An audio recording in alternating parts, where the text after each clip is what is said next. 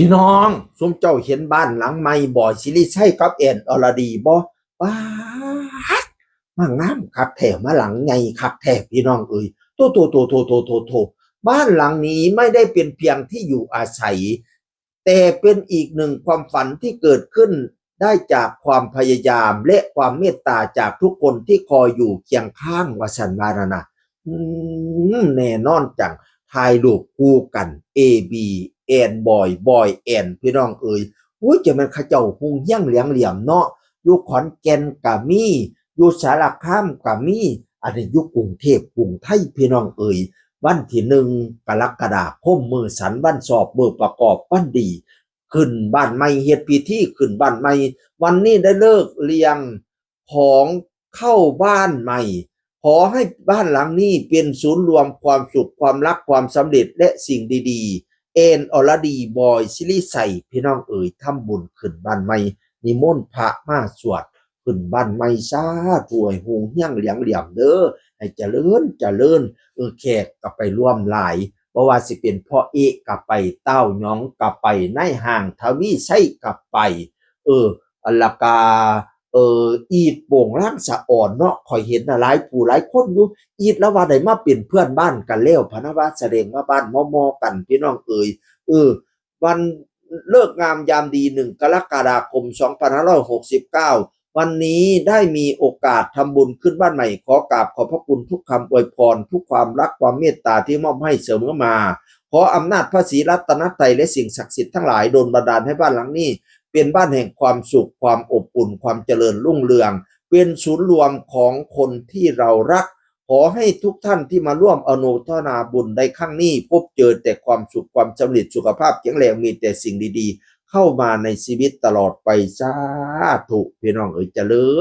ญเด้อจะเป็นภาคกันหุงเฮี้ยงเหลียงเหลี่ยมให้ขอบคุณกระเซ้าจากพี่เบลพี่กองขอบคุณจาก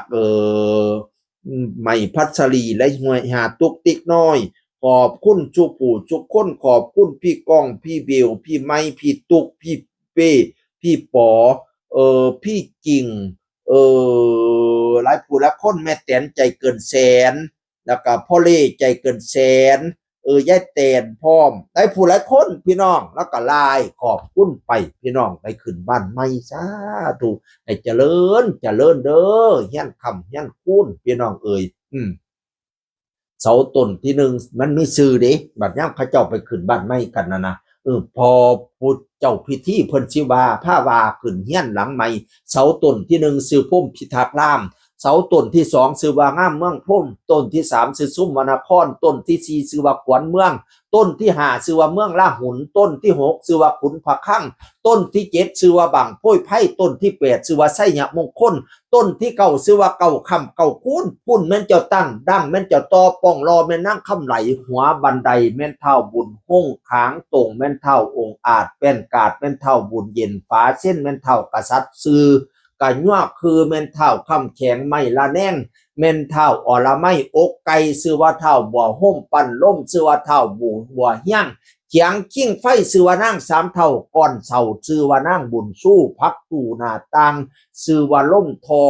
คุมาเข่าซื้อว่าเท่าบุญหนาหลังค่าซื้อว่าเท่าปกป้องยกขึ้นแล้วงามอ่องตองซื้อว่าเฮี้ยนมันขวัญยืนนอนกลางคืนก็อยู่ดีมีโศกนอนกลางวันโลกไพ่บ่เบียดเบียนนี่แล้วเฮี้ยนพญาอินพุ่มตกแต่งเฮี้ยนพญาแถนแบงให้เป็นมูลเข้ามาแล้วกะคำคุ้นมูลนังสร้างมาหัวควายอังเต็มถุนเข้าเปียกปูนเต็มเหล้าเข้ามาแล้วขยูซุ่มเย็นเคาะกะบ่เห็นเข็นกะบ่ให้ไก่มีแต่ได้กับได้มีแต่มีกับมีนี่แล้วเฮี้ยนเศรษฐีเก่ากะปุ่มเฮี้ยนอยู่ซุ่มกินเย็น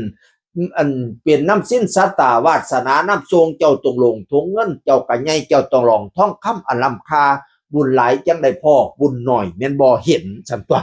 ค่ำขึ้นบ้านไม่เพื่อนพี่น้องไก่หงเฮี้ยงเหลียงเหลี่ยมให้เจริญให้อยู่ซุ่มกินเย็นเด้อบ่แอนอรดีบอยศิริไสเสียงคนเก่าเว้าสู่ฟังสวัสดีครับ